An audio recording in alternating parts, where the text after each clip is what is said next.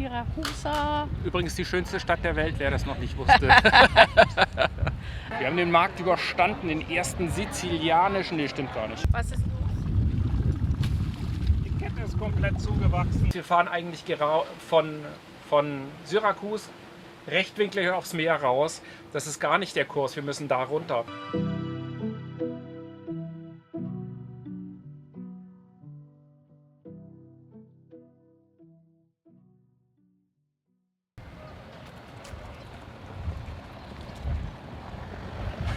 Ja, und jetzt?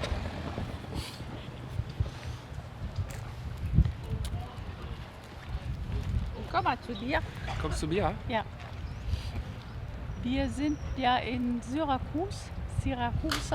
Übrigens die schönste Stadt der Welt, wer das noch nicht wusste. Aktuell ist es die schönste Stadt der Welt. Genau, aktuell. Aktuell, das kann sich aber auch wieder ändern. Wird sich auch wieder ändern. Wird sich definitiv wieder ändern. Es war ja schon so viel. Es war schon Porto, Lissabon, Barcelona, Palma de Mallorca. Malta, also Valletta, Ceuta, keine Ahnung. Ja. Also es ist total schön hier. Es gefällt uns wirklich, wirklich gut. Wir liegen jetzt hier tatsächlich schon seit ein paar Tagen. Wir hatten aber sehr, sehr viel Starkwind, sehr, sehr viel Gewitter, sehr, sehr viel Regen. Das Boot ist richtig schön sauber. Ich glaube, da ist kein bisschen Salz mehr auf dem Boot. Wurde auch Zeit nach dem Sommer.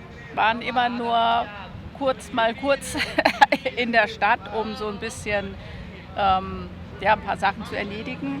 Wir haben jetzt noch 2, 3 Sachen zu erledigen, bevor wir tatsächlich weiterfahren. Und Ja, dann da mal wollten wir los, euch jetzt mal noch mal schnell mitnehmen. Als erstes gehen wir auf den Markt, ne? Ja, dann mal los.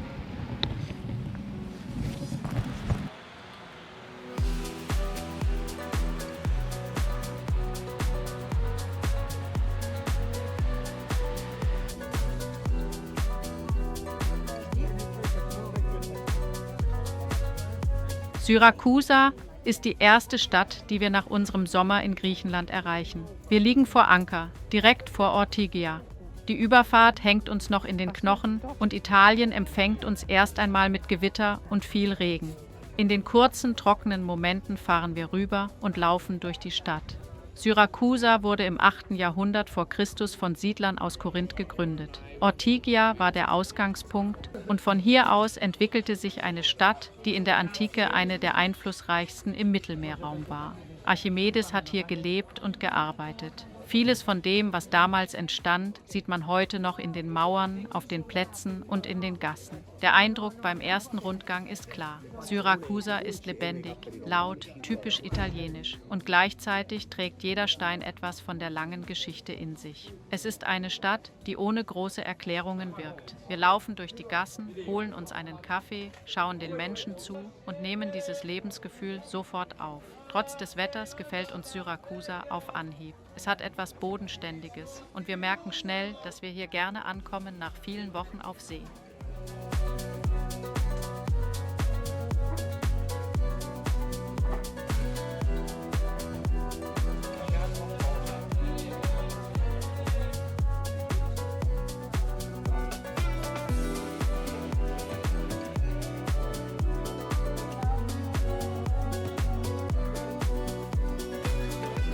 Wir haben den Markt überstanden, den ersten sizilianischen, nee, stimmt gar nicht, aber lass mal so zählen. Jedenfalls riesig trubelig, Marktschreier, leckeres Obst. Also tatsächlich, trotzdem, dass es ein Touri-Markt ist, wirklich tolle Preise für Obst und Gemüse, ganz viel lokal, also alles sizilianisch. Soll es zumindest sein, gehen wir mal davon aus, das ist es auch. Sogar sizilianische Mangos. Ich wusste gar nicht, dass es das gibt. Ich bin noch so ein Mango-Mädchen. Ich bin echt gespannt, wie die schmecken. Ja, Und jetzt gehen wir Christophs Angel holen, die kaputt gegangen ist. Vielleicht klappt es ja dann endlich mal mit dem Fischfang besser. Besser, habe ich Wir gesagt. Wir werden es sehen.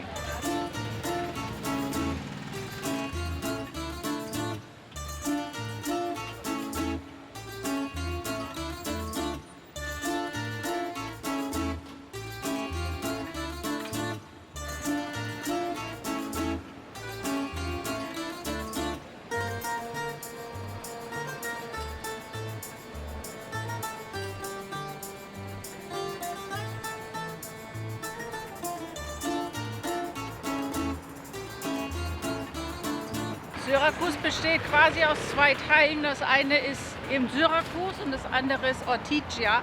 Das ist die ganz alte Altstadt auf der Insel. Und der Markt ist jetzt auf Ortygia gewesen und der Angelladen ist jetzt in Syrakus. Und da laufen wir jetzt hin. Und getrennt ist das voneinander durch einen Fluss? Kanäle, durch Kanäle, durch Kanäle. Und ja, also man sieht schon den Unterschied zwischen den beiden Städten so ein bisschen, aber alte Steine, also sprich diese Tempel und so weiter, gibt es überall. Da vorne ist der Angelladen. Da vorne ist der Angelladen. Da wo ich wollte gerade sagen, da wo der Roller davor steht, aber vor jedem Laden stehen Roller.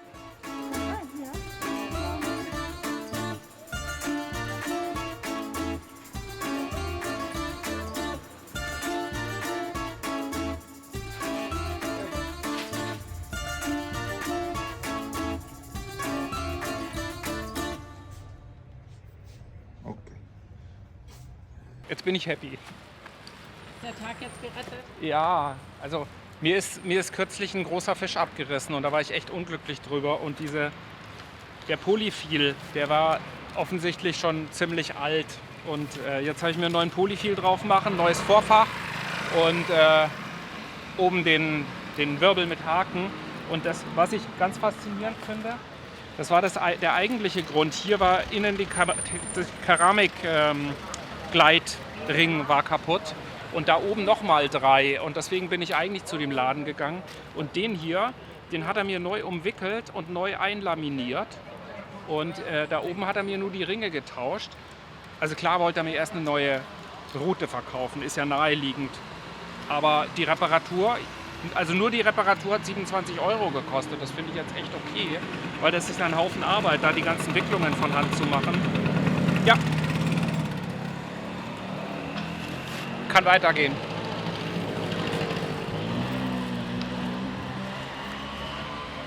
Wie gesagt, vielleicht klappt es ja jetzt mit dem Angeln besser. Ja, Männer brauchen Spielzeug. Ja. Jungs werden nur größer, nicht erwachsen. Das Boot ist nicht Spielzeug genug? Offensichtlich nicht. Ich finde ja, das reicht. Aber was weiß denn schon ich, ne?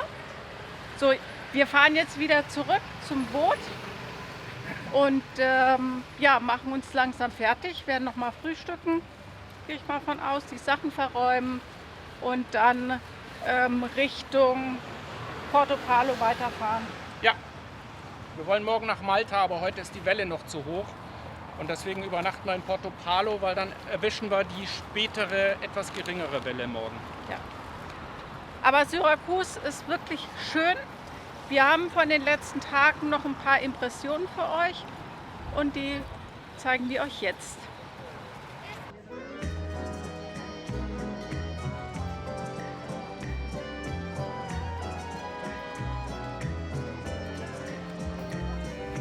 Ecco il mio cuore, I'm giving you all my love. Sempre sarai tu il mio amore, my darling, my angel, my dove. If ever you would leave me, I think I would lay down and die. Oh, ecco il mio cuore, now tell me your heart is mine.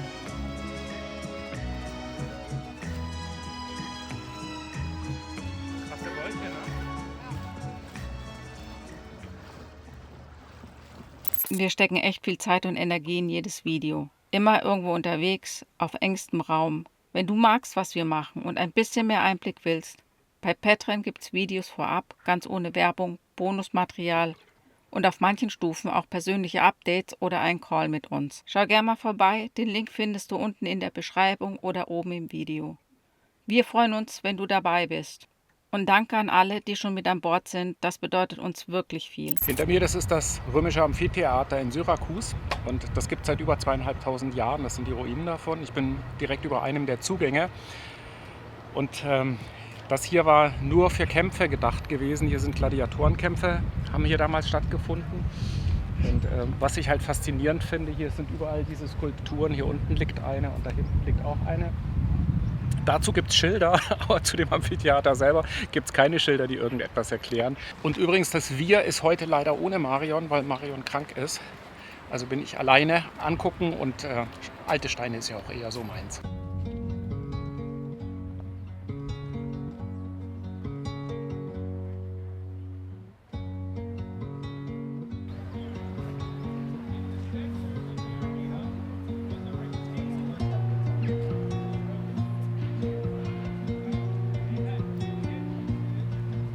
Hier auf dieser Tafel hinter mir, die bezieht sich wieder nur auf diese Skulptur. Der erste Satz ist aber echt interessant.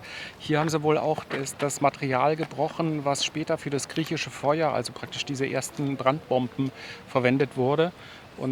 Aber für mich sieht es eher nach einem Steinbruch aus, weil da hinten sieht man wirklich, dass Quader rausgebrochen worden sind. Und da oben in der Decke von der Höhle, da sieht es auch danach aus.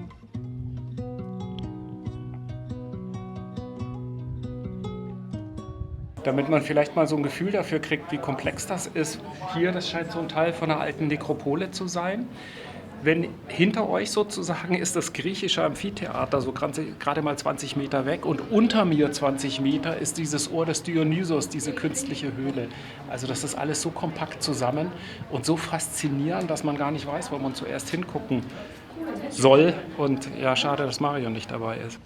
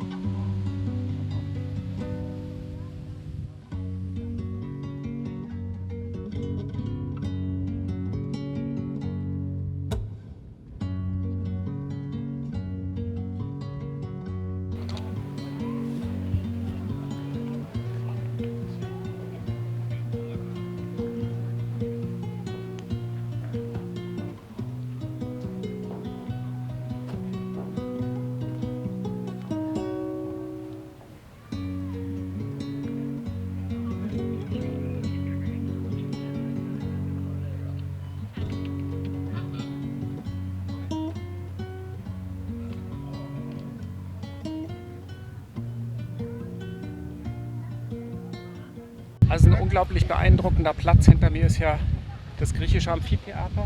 Dahinter diese zylindrische Kirche, das ist die Madonna delle Lacrime, also die weinende Madonna. Da gab es eine Erscheinung, oder nicht eine Erscheinung, sondern eine Statue hat in den 50er Jahren geweint und man hat das untersucht. Das ist tränenähnliche Flüssigkeit und ist also ein Wunder.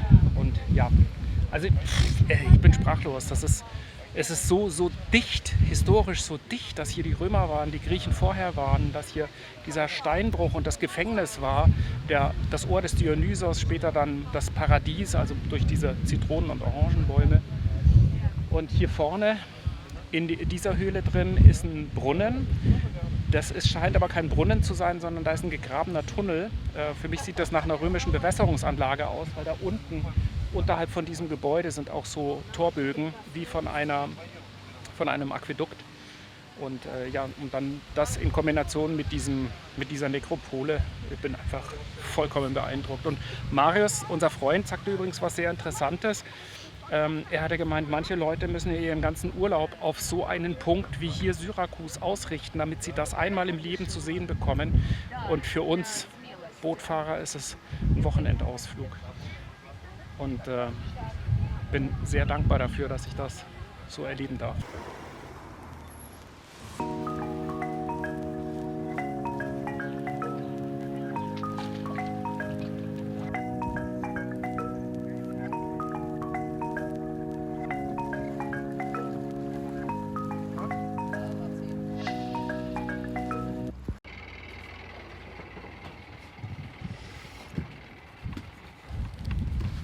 nachdem wir hier jetzt ein paar Tage lagen, haben wir uns ganz kurzfristig und spontan entschieden, loszufahren. Christoph ist jetzt gerade vorne an der Kette. Was ist los? Die Kette ist komplett zugewachsen. Wir lagen hier eine Woche und die Kette ist zugewachsen. Wir haben ja eine Ankerwaschanlage oder eine Kettenwaschanlage, aber die spritzt an der Seite vorbei und die könnte den Dreck auch gar nicht. Also hier habe ich schon geschrubbt. Damit. Da guckt ihr es mal an.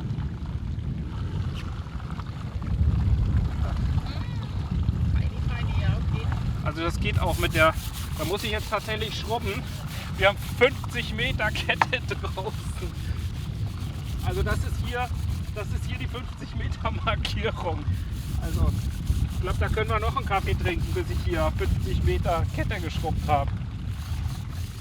Aber das Grünzeug will ich halt auch nicht, oder das Viehzeug, das. Und naja, lieber abwachen, bevor es im Boot fischig steht.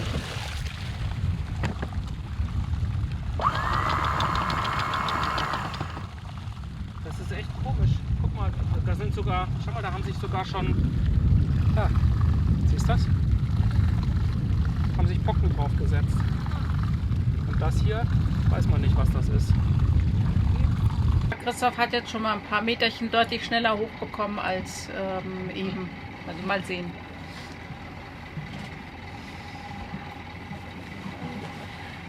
Wir lagen hier jetzt schon eine ganze Weile, ein paar Tage. Es war ja unser erster Stop nach Griechenland. Und wir hatten ja jetzt die letzten paar Tage ein bisschen Schwierigkeiten. Wir wollten eigentlich schon vor 2 Tagen losfahren, sind extra nachts aufgestanden und dann ist unser Autopilot wieder ausgestiegen und wir haben die Abfahrt abgebrochen und ja, haben versucht, das zu fixen. Also haben in der Nacht noch zusammen rumgewerkelt, bis Christoph mich dann schlafen geschickt hat und dann hat er noch weitergemacht. Und wenn ihr da ein bisschen was zu sehen wollt, dann schaut mal auf dem Technikkanal vorbei. Dort gibt es auch garantiert ein Video darüber, was wir denn so alles versucht haben. Also im Moment läuft das wieder und ja, jetzt versuchen wir es nochmal. Wir haben den Wind gegen an, das heißt, wir werden ein bisschen kreuzen. Aber wir würden gerne am Samstag nach Malta fahren. Da sieht das Wetter ganz gut aus und jetzt schauen wir mal, ob das wirklich was wird.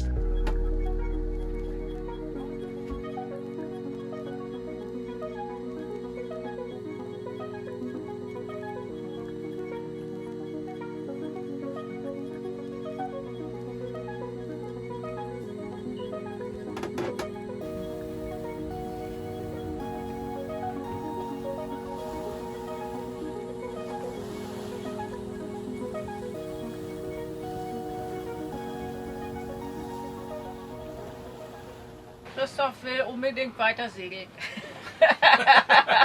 Das ist wieder so typisch, weil wir fahren total spontan los, weil irgendwie ist uns nach Losfahren, aber soll ja nur eine kurze Strecke werden. Und dann ist es plötzlich so, ach komm, weißt du was, läuft so gut, wir fahren jetzt durch.